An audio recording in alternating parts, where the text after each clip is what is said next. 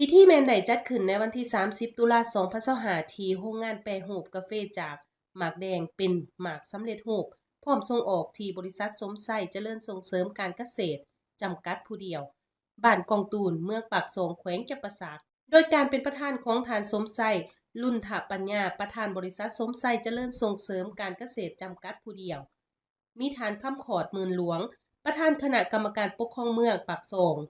มีคณะกรรมการปกครองเมืองเหล่างามแขวงสารวันประชาชนชาวสวนที่เข้าร่วมโครงการที่มาจากบรรดาบ้านของเมืองปากสงและเมืองเหล่างามแขวงสารวันมีจำนวนหนึ่ง1,300 กว่าครอบครัวมีพนักงานบริษัทภาคส่วนเกี่ยวข้องเข้าร่วมการจัดงานสรุปการจัดตั้งปฏิบัติการเคลื่อนไหวโครงการส่งเสริมการปลูกกาแฟสมรรถภาพสูง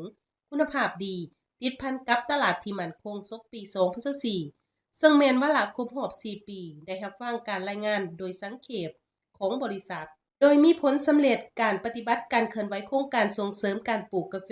สมรรถภาพสูงคุณภาพดีติดพันกับตลาดที่มั่นคงในเขตภูเพียงบริเวณครบรอบ 4 ปี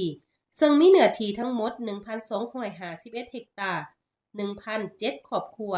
เว้ารวมเว้าเฉพาะเมืองปากซองมีเนื้อที่เข้าร่วม 910.6 เฮกตาร์ 637 ครอบครัวเมืองเหล่างาม339 กว่าเฮกตาร์มี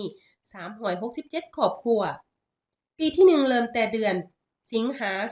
2021หาเดือนสิงหา2022มีสมาชิกทั้งหมด20หมู่บ้านมีเนื้อที่258เฮกตาร์มี187 ครอบครัวในนั้นทางบริษัทได้ช่วยทุนส่งเสริมเป็นมูลค่า5ตื้อกว่ากีบและได้รับผลผลิต 1,210 ต้นเฉลี่ยผลผลิตได้รับของสมาชิก8-12 ต้นต่อเฮกตาร์รวมเอา70-75 ส่วนร้อยของเนื้อที่ทั้งหมด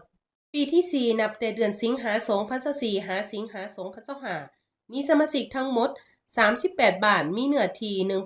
1,251 เฮกตาร์มี 1,007 ครอบครัวเฉพาะปีนี้ทางบริษัทได้ช่วยให้ทุนส่งเสริมไปแล้ว34ตื้อกว่ากีบคาดคะเนผลผลิตจะได้รับบ่ต่ำกว่า 14,000 ต้นในฤดูกาลนี้เฉลี่ยผลผลิตที่ชาวสวนจะได้รับ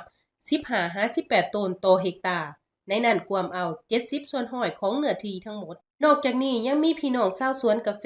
เสนอเข้ามาเป็นสมาชิกอย่างต่อเนื่องคาดว่าจะเพิ่มขึ้นในฤดูกาลต่อมาบ่ต่ำกว่า700-5,000 เฮกตาร์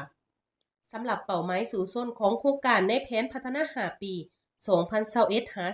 2026จะสู่ส้นให้ได้สมาชิกถึง 1,500 หา 2,000 เฮกตาร์ในเขตภูเพียงบริเวณและขาดจะได้รับผลผลิต 15,000 หา 20,000 ต้นต่อ1ฤดูกาลพิธีครั้งนี้ก็ได้มีการมอบรางวัลใบย่องย่อให้บรรดาสมาชิกโครงการที่มีผลงานดีเด่นใน2เมืองในการส่งเสริมการปลูกกาแฟสมรรถภาพสูงซึ่งมีประเภทที่1มี189ครอบครัว24บ้านประเภทที่2มี159ครอบครัว25บ้านและประเภทที่3มี12ครอบครัว3บ้านโดยการให้เกียรติมอบของทานสมไส้รุ่นถับปัญญาประธานบริษัทสมไส้เจริญส่งเสริมการเกษตรจำกัดผู้เดียวโอกาสนี้ทานสมไส้รุ่นถับปัญญาประธานบริษัทสมไส้เจริญส่งเสริมการเกษตรจำกัดผู้เดียวก็ได้กล่าวตีราคาสูงถึงหมากผลและผลสำเร็จของบรรดาสมาชิกโครงการที่เอาใจใส่เฮ็ดแท้ทำจริงซึ่งเห็นได้อย่างเป็นรูปธรรมสามารถพัฒนาตนเองครอบครัวให้หลุดพ้นออกจากความทุกข์ยากและพัฒนาตนเองไปสู่ความเจริญหั่งมียิ่งขึ้นไป